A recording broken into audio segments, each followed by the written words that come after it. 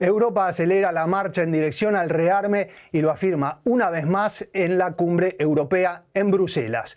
El documento de los 27 pide una aceleración de los esfuerzos en todas las áreas para aumentar la preparación europea en defensa, mayor margen fiscal para el gasto militar, también como catalizador económico o keynesianismo militar para algunos, ocurre en el contexto de una situación crítica en el conflicto en Ucrania y de las dudas europeas sobre el compromiso de Estados Unidos con la OTAN, con Trump como presidente.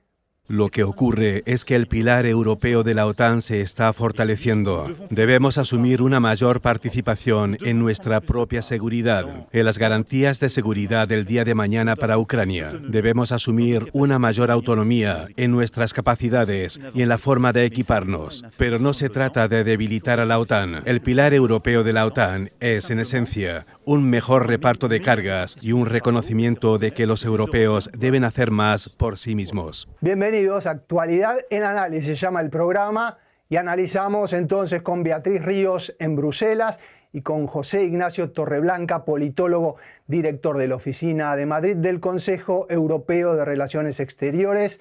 Agradecemos muchísimo a los dos por participar. Beatriz, contanos de las conclusiones del Consejo en materia de defensa. Bueno, lo que hace el Consejo Europeo es dar su respaldo al programa que ha presentado la Comisión Europea esta semana, que tiene como horizonte para reforzar la política de seguridad y defensa de la Unión Europea 2030. 2030, porque según los servicios de inteligencia europeos, Rusia podría estar preparando un ataque para poner a prueba la capacidad de respuesta europea en ese horizonte.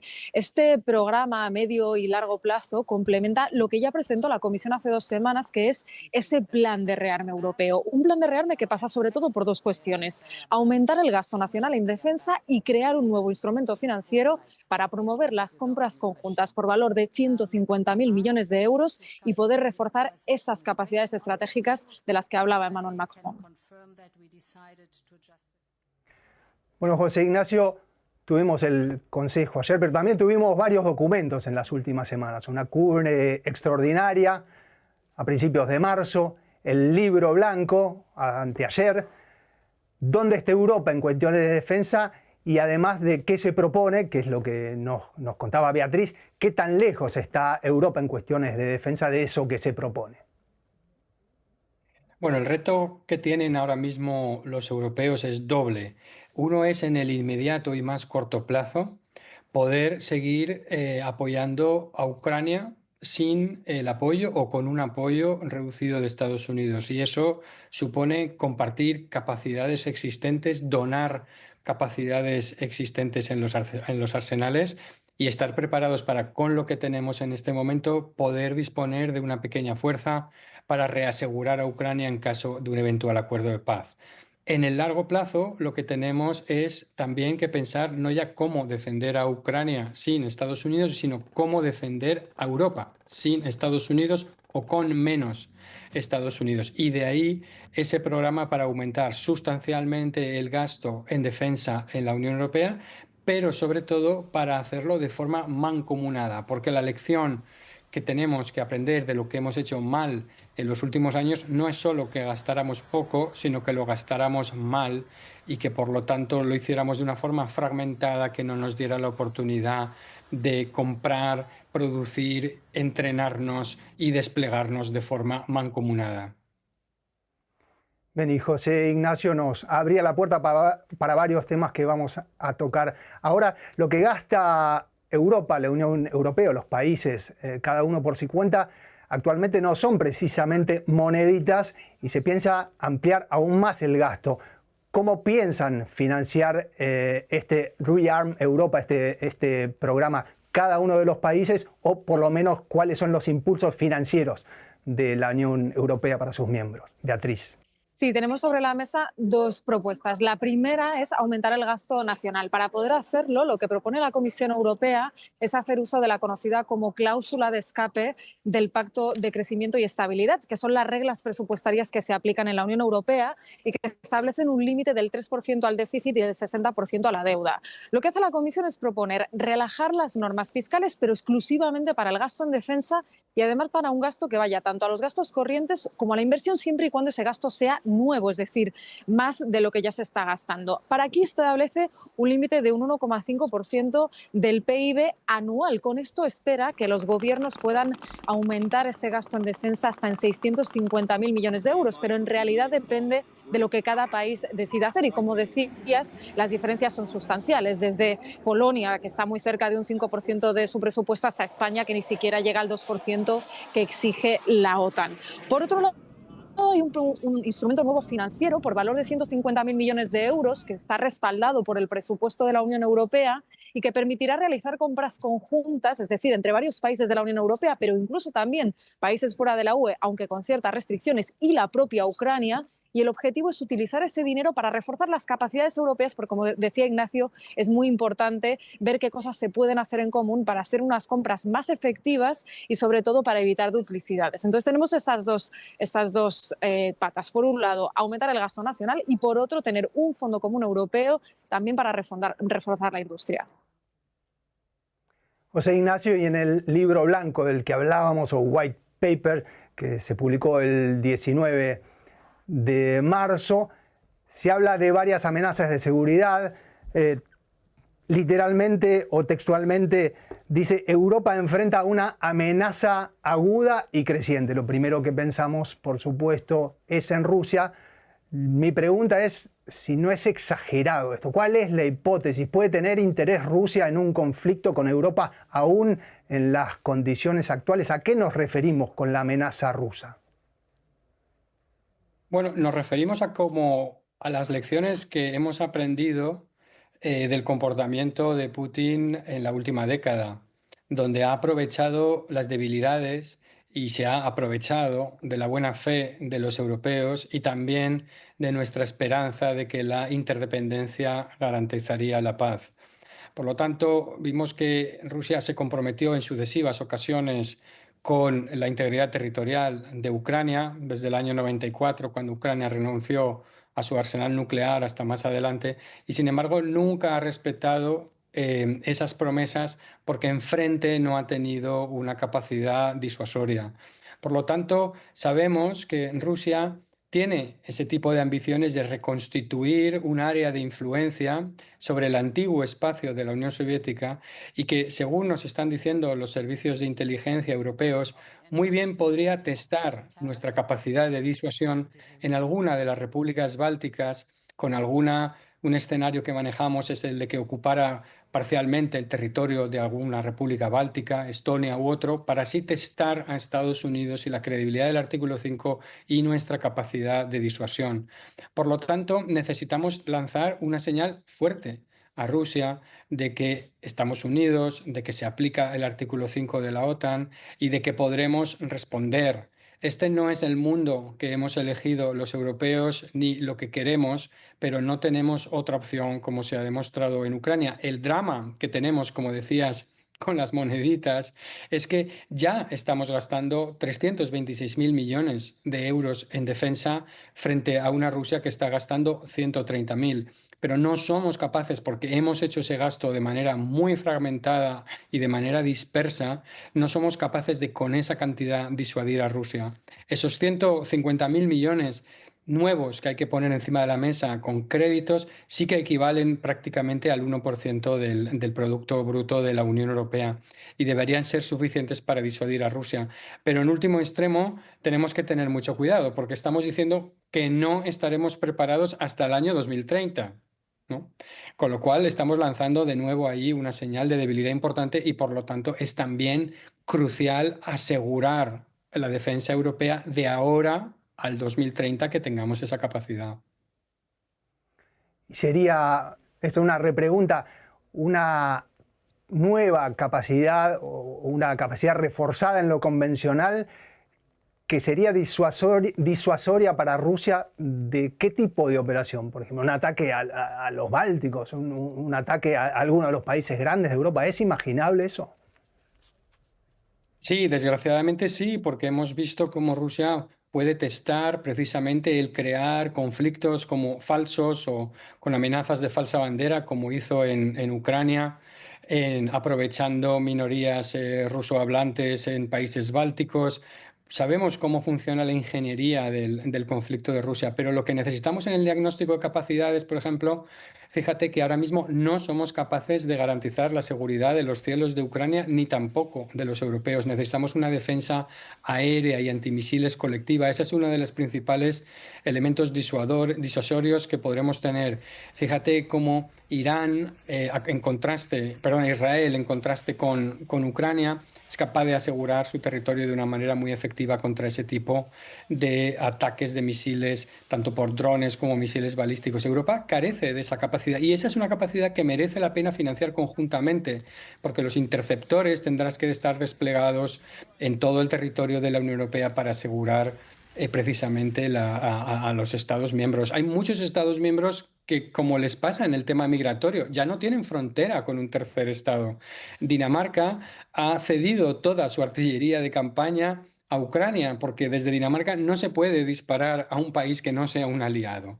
Y por lo tanto necesitamos pensar en fronteras comunes, en defensas comunes y dejar de pensar en defensas territoriales. Cada estado seguirá queriendo tener su fuerza armada para su defensa territorial, como es la Guardia Nacional en muchos estados. Pero de verdad que necesitamos una capacidad estratégica conjunta puesta en las fronteras para asegurar a toda Europa y eso requiere producir conjuntamente y dejar de fragmentar ese gasto. También, por cierto, como dice el Libro Blanco, dejar de comprar a Estados Unidos el 60% de nuestros equipamientos y equipos de defensa, lo cual estamos viendo es totalmente contraproducente, no solo para nuestra industria, sino también para nuestra capacidad defensiva y por eso hay muchos estados cuestionando qué sentido tiene que tengamos pedidos por 600 F-35 estadounidenses que podrían acabar en tierra sin poder ser utilizados en caso de un conflicto para que Estados Unidos no quisiera habilitar esas capacidades. Sí, es un gran tema del que se habló en esta semana, el llamado kill switch.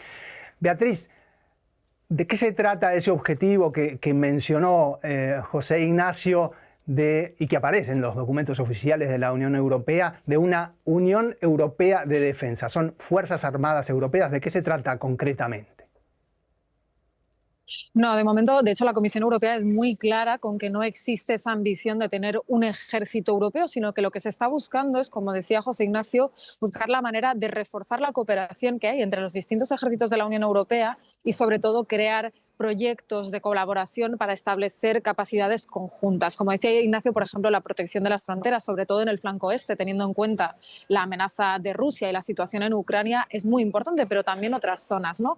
Y esta cuestión, por ejemplo, también de entender que al final los ataques, por ejemplo, contra infraestructuras críticas, que es una cuestión que también está muy de actualidad, porque hemos visto muchos ataques, sobre todo en el Mar del Norte, pues también tiene que ser una respuesta europea. Entonces, la idea no es tanto crear un ejército europeo, sino mejorar la coordinación de los distintos ejércitos dentro de la Unión Europea, tener capacidades conjuntas y poner proyectos en marcha. También, por ejemplo, la cuestión de un escudo antimisiles común que planteaban también varios de los países. Y otra cuestión que era muy interesante, que también está hablada dentro del Libro Blanco, es que la Comisión identificaba la necesidad de, en caso de urgencia, en caso de crisis, porque estamos hablando de una amenaza real, tener la capacidad también de movilizar rápidamente los ejércitos y también los equipamientos militares. Y por eso estaba identificando puntos concretos que puedan ser útiles en caso de una urgencia. El objetivo es, por lo tanto, desarrollar la capacidad europea de defensa en el lado industrial, promoviendo, como decía José Ignacio, la producción de armamento y la compra de armamento que se produce dentro de la Unión Europea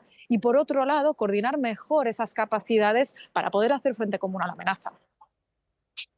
Y José Ignacio, siempre dentro de este complejo, hay países como Hungría, Eslovaquia, que tienen diferencias con el resto respecto de Rusia y la seguridad. De hecho, la parte que concierne a Ucrania en el documento de ayer está firmada por 26 países. Es decir, Hungría no participa.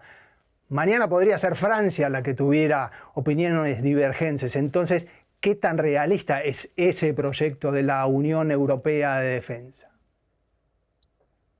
Bueno, realmente lo que estamos viendo en el caso de Hungría es que en algún momento acabaremos perdiendo la paciencia y diciéndole al señor Viktor Orbán que si él quiere vivir en un mundo sin reglas, donde no se cumplan los tratados, y no se pueda actuar en defensa del bien común, pues que probablemente, ¿no?, su lugar en la Unión Europea tiene que ser muchísimo más marginal. De todas maneras, curiosamente, Hungría no pretende, parece, retirarse de la OTAN, aunque sí sabotear todos los esfuerzos de la Unión Europea por ser miembro. Respecto a otras fuerzas, yo creo que hemos visto en Italia, por ejemplo, pero lo estamos viendo en Francia también, y ahí quiero ser optimista, cómo Estados Unidos, con sus excesos, está siendo precisamente el que está centrando a algunas de estas fuerzas políticas. Sabemos que Marine Le Pen y su delfín Bardella se retiró de la convención en Washington, que provoca cada vez más incomodidad incluso a esas fuerzas que pudieran estar alineadas con Trump, hipotéticamente. Como europeos, cada vez les provoca más dificultad aceptar que el presidente Trump haya dicho y haya situado a la Unión Europea como su principal enemigo, por encima de Rusia, China o cualquier otro. Y por lo tanto, hemos visto, fíjate, en Alemania, cómo decisiones que querían tomar o que se pretendían tomar desde hace una década, como aumentar el techo del gasto para dar respuesta a las necesidades de financiación, se han tomado en el fondo gracias a la presión de Trump y a los errores que yo creo que están cometiendo en entender que pensar que los europeos nos vamos a dividir aún más. Yo quiero creer que muchas fuerzas de extrema derecha en ese sentido van a acabar viendo que Trump no es un aliado y que no hay una internacional reaccionaria que pueda funcionar. Como ha dicho, fíjate, ¿no?, la portavoz de la Casa Blanca, si no fuera por nosotros los alemanes, ¿no?, los franceses hablarían alemán.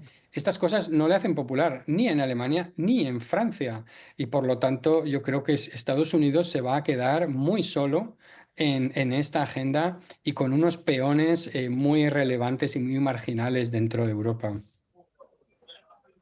José Ignacio, la última para ir cerrando el programa.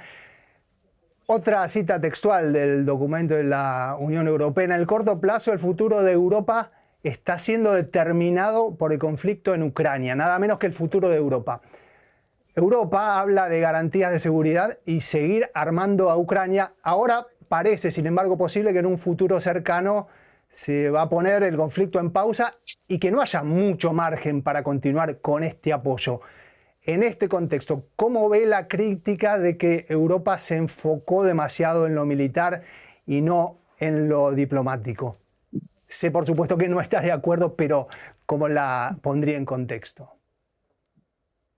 Bueno, yo creo que es una crítica que no está basada en los hechos. La Unión Europea dio todas las oportunidades a Putin de firmar un acuerdo de paz, incluso, fíjate, aceptando de facto la anexión de Crimea y la permanencia de fuerzas irregulares, incluso del ejército ruso en territorios de Ucrania después de la Primera Guerra, ¿no?, en el 2012-2014. Por lo tanto, yo creo que es falso decir que la Unión Europea no ha apostado por la diplomacia, por la negociación y por la paz. Esta es una guerra que, como decía, no hemos elegido, no nos conviene, tenemos otras prioridades. Los europeos queremos gastar en gasto social. Fíjate que Rusia está gastando el 40% de su presupuesto en defensa. ¿Para qué? Para unos pocos kilómetros, ¿no?, de territorio que ha conseguido en Ucrania al coste de infligir un daño tremendo. Los europeos vamos a estar siempre dispuestos a una negociación. Lo que no podemos aceptar es una paz sucia que sea el preludio de una siguiente guerra y que dé a Putin el tiempo de rearmarse, reagruparse y volvernos a atacar. Nada nos gustaría más que Estados Unidos consiguiera forzar a Putin a un acuerdo de paz que garantizara efectivamente que Putin no iba a repetir este ataque. La desgracia que tenemos es que Trump no está promoviendo un acuerdo de una paz duradera, porque para eso sabemos que frente a Putin se necesitan garantías y se necesita fortaleza. Y por lo tanto no somos los europeos los que estemos despreciando esa vía, sino que simplemente lo que no queremos es que esa paz sea el preludio de una siguiente guerra en la cual seamos aún más débiles. La agenda del Consejo incluía competitividad, incluía descarbonización. Hoy dedicamos el programa a lo militar y a la guerra. Le agradecemos muchísimo a Beatriz Ríos en Bruselas y a José Ignacio Torreblanca, politólogo, director de la Oficina de Madrid del Consejo Europeo de Relaciones Exteriores. Muchas gracias, hasta la próxima. Gracias a vosotros, buena tarde.